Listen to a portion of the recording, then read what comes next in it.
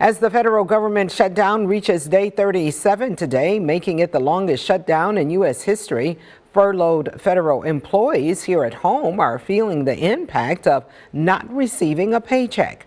ABC 12's Cheryl Coonan spoke with one of those workers. She has more on how the uncertainty is being navigated.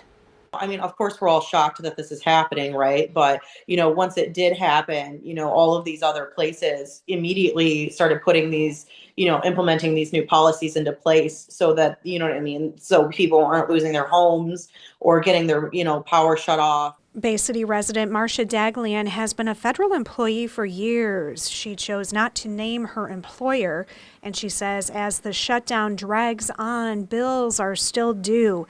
And though federal staffers are entitled to retroactive pay once back to work, it's unknown just when that will be.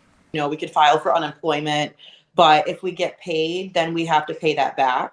So that's just another hassle. So I know a lot of us are trying to opt out of that. Her final day of work was October 1st, and she got called back in briefly as an essential employee with no pay. She says she received a partial paycheck early last month, and though she has a second part-time job, she says it's not enough to sustain a household for herself and her son.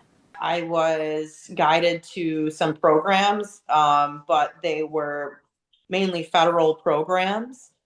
So it's kind of like a dead end there. And so, yeah, that's pretty much what it looks like right now. Daglian tells us she spoke with the financial institutions where her mortgage and cell phone payments are through, and they are deferring payments on a month-by-month basis. She says she asked the city of Bay City about possible extensions on her utility bill, but nothing was in place for federal workers.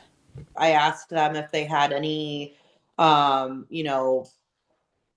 program set up or anything like that, and they said no, that they don't, and they haven't heard anything about it. So I thought that was strange. The city manager tells us while there is nothing specific in place for federal employees, the city can work with residents on a case-by-case basis and in some situations work out a payment plan. We called the cities of Saginaw and Midland, and likewise neither have anything specific in place for federal workers. Midland officials suggested calling the 211 hotline for resources to help. Saginaw leaders tell us if any resident is having trouble paying their bill, they can contact the city to make arrangements to avoid shutoff, and that city staff can also provide referrals to other organizations for help. A little bit of humanity and some compassion goes a long way in these situations. In Bay City, Cheryl Coonan, ABC 12 News.